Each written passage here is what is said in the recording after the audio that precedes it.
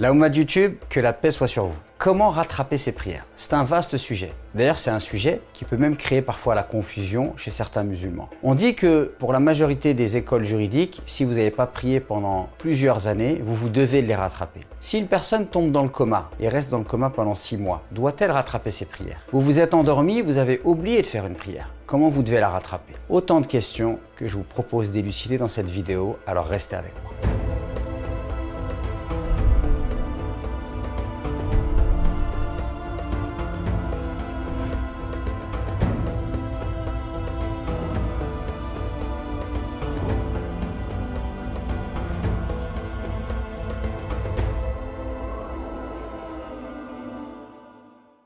Pour le rattrapage des prières, il y a deux grands cas de figure. Le premier cas de figure, c'est des prières que je n'ai pas accomplies pour des causes indépendantes de ma volonté. Par exemple, je me suis endormi et j'ai pas prié l'Isha, ou je suis tombé dans le coma. Dans ce cadre-là, vous devez de rattraper vos prières. Car le prophète, alayhi salam, nous dit, si une personne a oublié d'accomplir une prière, qu'il l'accomplisse dès qu'il s'en rappelle. Donc à partir du moment où vous vous rappelez que vous avez oublié de faire une prière, eh bien vous la rattrapez. Pareil pour celui qui s'endort. Si une personne s'endort, eh bien à partir du moment où elle se réveille, elle va accomplir la prière qu'elle n'a pas effectuée. Imaginez qu'une personne s'est endormie et n'a pas accompli la prière du Isha. Elle s'est endormie par inadvertance. À partir du moment où elle se réveille, même si c'est l'heure du Fajr, qu'est-ce qu'elle va faire? Elle va faire d'abord la prière du Isha, puis elle va faire la prière du Fajr pour respecter l'ordre des prières. Alors les cas de figure qui sont évoqués, par exemple une personne qui est dans une grave crainte, imaginez par exemple un pays en guerre et il craint la mort à chaque instant, donc il n'est pas dans la mesure d'accomplir ses prières, voire il oublie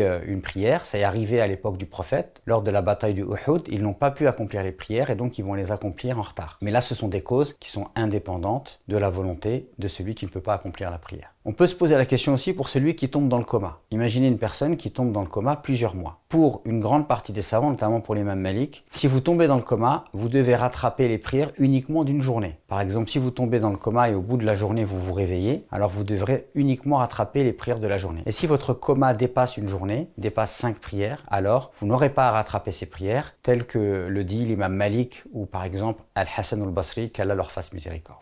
Le deuxième cas de figure, c'est pour une personne qui n'a pas accompli les prières, mais de manière volontaire. Doit-elle les rattraper? Alors si on se base uniquement de manière comme ça superficielle sur les 4 écoles, ce qui va ressortir, c'est qu'il y a 3 madhhabs sur 4 qui considèrent que vous devez rattraper ces prières. C'est le cas des Malikites, des Shafi'ites et des Hanafites. Et pour les Hanbalites, vous n'avez pas à rattraper ces prières dans la mesure où ils considèrent que lorsque vous n'accomplissiez pas ces prières, vous n'étiez pas musulman. Donc vous n'avez pas à les rattraper. Donc autant dire que ces avis peuvent choquer, mais pourtant ils sont là, ils existent. Néanmoins, comme je l'ai déjà dit dans d'autres vidéos, et je vous invite à visionner ma vidéo qui s'intitule « Faut-il suivre une école juridique ?» On ne peut pas réduire le droit musulman aux 4 écoles. De plus, l'avis des savants musulmans et des juristes musulmans sont de différentes catégories. Parfois, il y a des avis qui reposent sur des argumentations solides, donc on est obligé de prendre en compte les arguments. Mais parfois, il y a des avis qui reposent sur un effort intellectuel, et l'effort intellectuel, eh bien, il est humain, il est donc discutable. Et on peut voir que des savants ont contesté l'avis des écoles, des 3 écoles, sur cette question-là, notamment Ibn Taymiyyah, qui considère que celui qui a délaissé des prières volontairement, ce qu'il doit faire tout simplement, c'est un repentir, et lorsqu'il reprend la prière, il doit augmenter sa balance de bonnes actions par le bien, par des aumônes, par des prières surérogatoires, pour pouvoir se faire pardonner par Allah subhanahu wa ta'ala.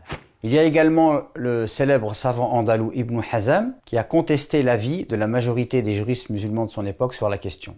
Et il considère qu'on ne peut pas demander à un musulman de faire une chose qui n'a pas été instituée par Allah et son messager. Il dit les prières ont été instituées pendant un temps marqué. Par exemple, Dohor, pour faire le Dohor, vous avez jusqu'au Asr. Il n'est pas possible de faire le Dohor avant. Et il n'est pas possible de faire le Dohor après, puisque avant ou après, c'est le faire en dehors de son temps. Donc il dit comment on peut instituer le fait de demander à des gens de faire des prières qui sont passées. Une fois que l'heure de la prière est passée, on ne peut plus l'accomplir. Et donc il dit, sauf si c'est de manière involontaire, mais si ça a été délaissé de manière volontaire, on ne peut plus l'accomplir. Donc il dit, on ne peut pas instituer une nouvelle religion, une nouvelle législation et imposer aux gens des choses qui n'ont pas été instituées par Allah et son prophète. Ensuite, j'aimerais vous donner le cas de figure qu'on peut trouver aujourd'hui. Imaginez une personne musulmane, c'est un jeune garçon, on va dire qu'à l'âge de 15 ans, il est pubère. Et à l'âge de 15 ans, il faisait le ramadan, il se considérait comme musulman, mais il ne fait pas la prière. Et à 30 ans, il va se marier, d'accord? Et avec sa femme, ils vont décider de commencer à faire la prière. Et donc, ils vont aller voir l'imam du coin, l'imam de leur mosquée, ils vont lui demander comment ils doivent s'y prendre pour faire la prière. Imaginez que l'imam dise à ces jeunes qu'ils doivent rattraper 15 ans de prière. Donc ces gens-là sont juste dans le retour vers la religion et on leur dit tu as une dette de 15 ans de prière. La dette de 15 ans de prière, ça fait à peu près 27 000 prières. 27 000 prières à rattraper. Quand on sait que Allah subhanahu wa ta'ala facilite le repentir, quand on sait qu'Allah Azza wa Jal demande aux musulmans, notamment aux da'i, c'est-à-dire à celui qui appelle à Allah, de faciliter les choses et de ne pas les rendre difficiles et de ne pas effrayer l'auditoire. Comment on peut imaginer qu'on va dire à ces jeunes qu'ils ont 27 000 prières à rattraper? Donc il faut essayer de s'imaginer cette situation et de se poser la question suivante. Est-ce que cela est en corrélation avec l'esprit de la charia, avec les finalités de la charia, avec la question du repentir, avec la miséricorde divine, avec le fait que Allah souhaite que les portes du repentir soient grandes ouvertes? Il faut réfléchir. Je pense sincèrement que à ce moment-là, rester uniquement dans la vie des trois écoles, dans certains cas, ça peut s'avérer extrêmement destructeur. Et heureusement que la divergence est une miséricorde. Donc si une personne se sent de rattraper 10 ans, 15 ans de prière, qu'elle le fasse et qu'Allah lui facilite. Et sans nul doute, ses efforts seront récompensés. Mais en même temps, on doit aussi être capable d'écouter la parole de tous les savants qui ont contesté l'avis des écoles sur le sujet, sur la base d'argumentation solide, pour pouvoir également laisser la porte entrouverte. Car nul doute que si on reste uniquement sur l'avis des écoles, on rendrait le retour vers Allah extrêmement difficile et cela est contraire à l'esprit du repentir tel qu'il a été institué par Allah en islam. J'aimerais dire que le fait de ne pas suivre les écoles dans ce genre de questions liées à l'effort intellectuel ou dans d'autres n'est pas le signe d'un rejet de l'école ou d'un manque de respect, mais c'est au contraire suivre les écoles dans leur attitude qui consistait à faire un effort intellectuel pour rechercher la vérité. Donc lorsqu'on ne prend pas l'avis d'une école en se basant sur l'avis d'un autre savant ou d'un autre compagnon sur la base d'arguments, cela est tout à fait légitime et ne doit pas déclencher la haine des uns et des autres. Et n'oublions pas, à chaque fois que nous abordons des questions religieuses, de dire « Allahu a'lam », Allah est plus savant. J'espère que cette vidéo vous sera profitable. N'hésitez surtout pas à la liker, à vous abonner à cette chaîne et à activer la petite cloche pour vous associer avec moi dans la diffusion de la bonne parole. Et je vous dis à très vite pour d'autres vidéos.